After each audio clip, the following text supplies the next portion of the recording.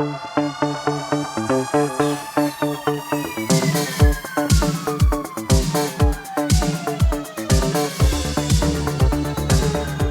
is the Next Take podcast, episode 132 with Mikel and Tanyka.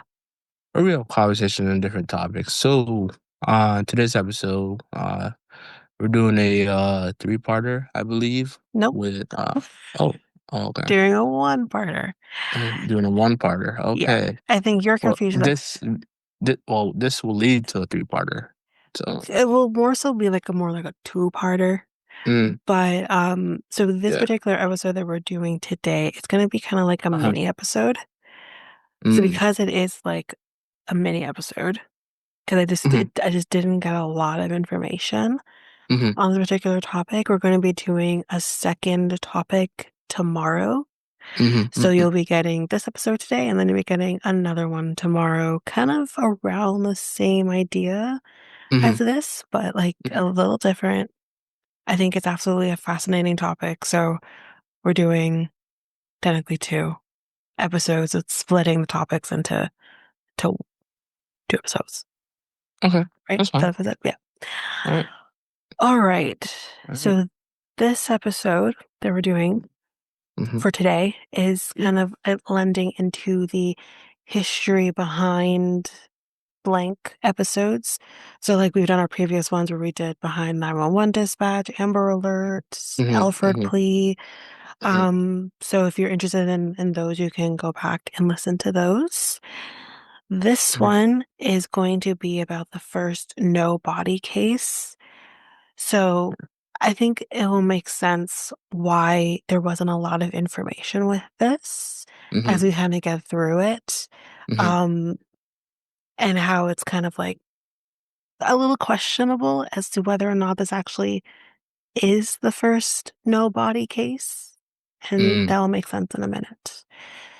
mm, So let's get into it. So perhaps the most baffling of all historical mysteries is in Camden Wonder, which is located in the UK.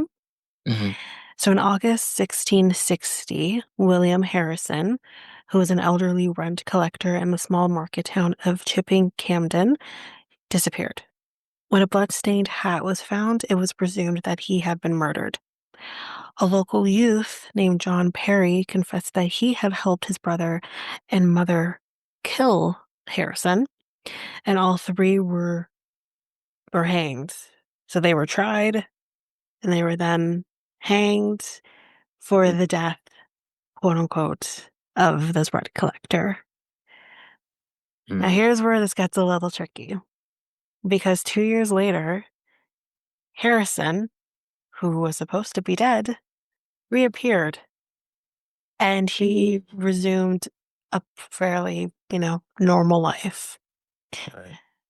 So it's kind of like the, if anything, this case kind of solidifies why we don't see a lot of no body cases. Mhm, It's just something that doesn't happen very often. Very rarely does someone get convicted on mhm, a no body case. Like there has to be such strong evidence for that to happen. And I think this is kind of one of those cases that proves why it's like that. Because essentially, three people were killed. Why this person confessed, I don't know. But mm, three people were killed right. for quote unquote killing somebody. So his explanation, Harrison's, was that he had been kidnapped and sold as a slave to a Turkish physician near, I think it's Smyrna, and released as a favor. Whether that is true or not, obviously we'll never know that now, but that is what he went with. Why the youth confessed, as I just mentioned, is a matter for abnormal psychology, and though false confessions to murders are not uncommon, it's definitely not. Confessions to false murders are rather rare. It's, yes, maybe rare in comparison, but unfortunately it happens a lot and happens too much. The absurdity of Harrison's story, who was a 70-year-old rent collector, are not normally much sought after for the white slave traffic. Of course, because he isn't He's not strong. I would imagine, not strong in the sense of a younger man. He's elderly. Why would they have picked him for potential slavery? That doesn't make any sense. Um, but it suggests that it might be true since it would not have been difficult to invent a more plausible explanation. Sure, but still, it just doesn't make any sense. One obvious answer that the whole tale was made up by Sir Thomas Overbury, who was the local gentleman who first published it in 1676, is contradicted by the fact that Anthony Wood at Oxford on August 6, 1662, had heard and noted that Mr. Harrison, supposed to be murdered 2 years ago, came out of Turkey to his home in the country. So I guess what they're trying to say is that this person who published the story 16 years later potentially could have made it up based on something that that person heard. Anyway, Yeah. um, there is, I think, a more recent situation of like a nobody case that I kind of did this within Canada Mm. than the UK, because that's basically Right. it on that. That's all there is. Because again, it's like not really a nobody case because he was alive. But anyways, so this is more what I think is in Canada. So Leonard Irving Scott, whose conviction 30 years ago paved the way for successful prosecutions of murder cases in which no body could be found. He apparently died on August 17th, or I think this was a while ago. He was 91. So Mr. Scott's body remains unclaimed, although this is in Los Angeles, not Canada. But he apparently fled to Canada. That's where confusion is. But I'm just trying to get to the part where they talk about what happened.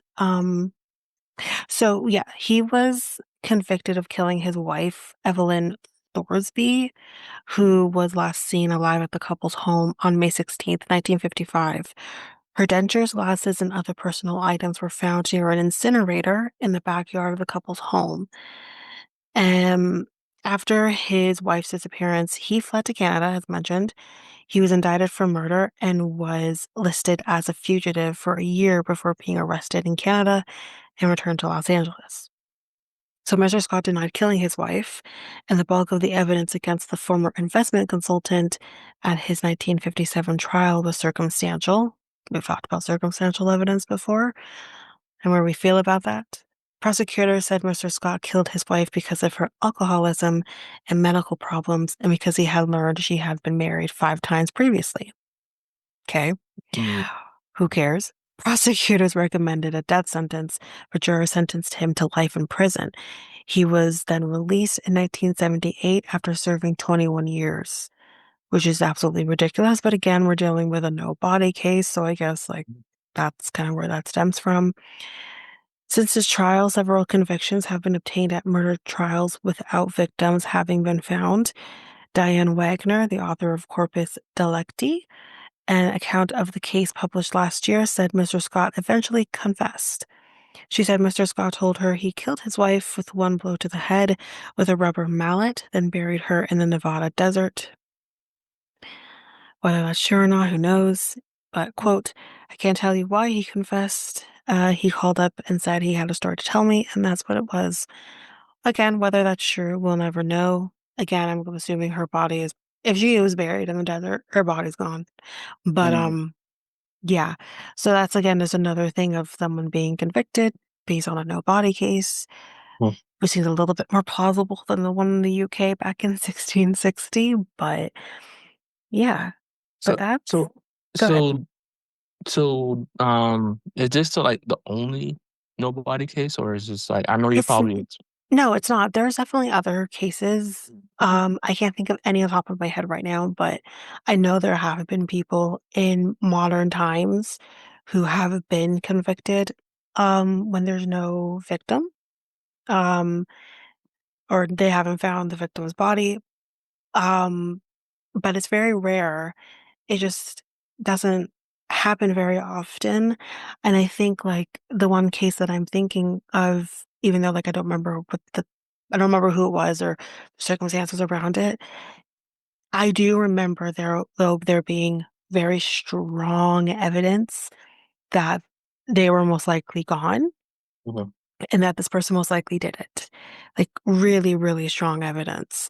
And that's kind of what you need in order to convict and actually get a conviction Mhm. of someone without a body. This is why shows like Disappeared exist and stuff like that because people disappear, but then nothing's done because Mm. you don't know the circumstances, you don't know what happened, you don't know where they are, if they, you know, many of the disappeared cases are very varied of what has happened and the circumstances surrounding it, but um, you know, when it's pretty evident what most likely happened to the person, but there's just no body, they haven't found the person, Mm. nothing gets done because there just isn't enough evidence. They want a body because they want a mode of death. They want to know when it happened. And they want to, the potential DNA off of that body as well. And if it's not there, then like just it's just really tough. And I Mhm. don't think prosecutors are willing to hang their hats on a nobody case either. So, Right. Okay. but All that right. is it for this episode. But Mhm. again, stay tuned for tomorrow. We'll be doing another episode, which is again very fascinating, a little different than this, Mhm. but kind of around the same idea, kind of. But that's it for Okay. me. All right. Yeah, I have nothing to add to this episode. Uh, so this ends episode 131 of the Two, next. Oh, 132. my bad. 132, guys. 132 of the Next Tape podcast. The Next Tape podcast is available now on all podcast platforms. We also have a website called Tanika. And next take podcast.podpage.io, And where else are we at? Facebook and Instagram at Next Take Podcast, and Twitter, TikTok, and Blue Sky at Next Take Pod. And you can contact us in our email at mikeltanika@gmail.com. That is mikeltanika@gmail.com. So, yeah. We just kind of talked Good. about no body cases. Yeah, no body case. That's basically short episode. Very short, yeah. Yeah. So, hope you guys enjoyed that.